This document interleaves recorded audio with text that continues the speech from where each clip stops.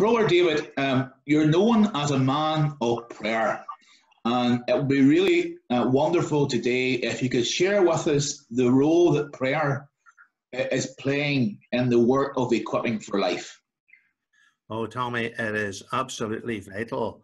You know, out of all the community organisations on the Shankill Road where we started, and there are many of them, what makes us unique is that we spend time organising people to spend time in prayer on behalf of the ministry.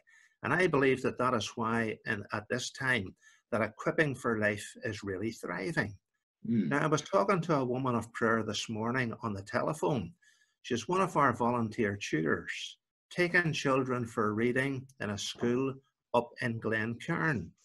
And she told me how much she and the other volunteer tutors are missing the children. Yes. And that's a great sign to me, Tommy, because, you know, one of the things that I'm delighted about is every school I go round, when I see the relationship between the volunteer tutors and the children.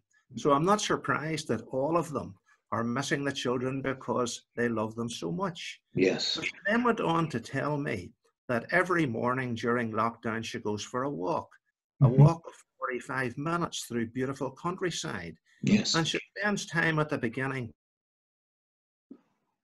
praising God for the beauty that she sees all around her.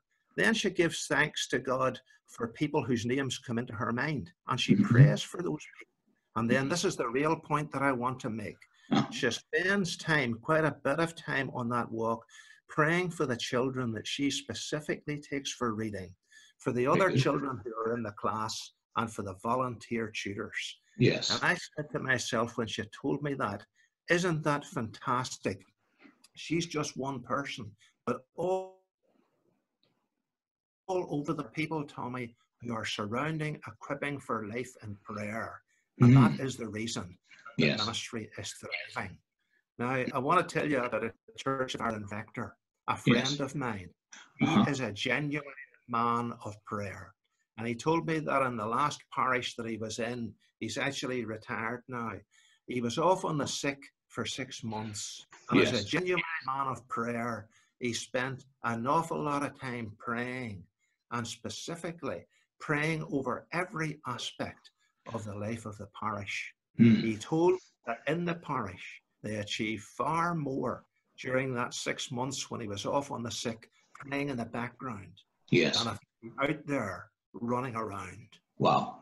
So I want to say actually to everybody who's watching this video, it may well be that you're beginning to get a little impatient with the period of lockdown and the time of isolation that you're having to spend. But could I make a suggestion here today? Could I say that you turn that assessed head, and instead of seeing lockdown as an imposition, could I suggest that you see it as an opportunity to spend more time with God, to spend time in prayer? And as I know you have lots of people and situations to pray for, could I just make an appeal that maybe you'll spend a little bit of time every day praying for equipping for life? Honestly, that is the very best thing that you could possibly do for us.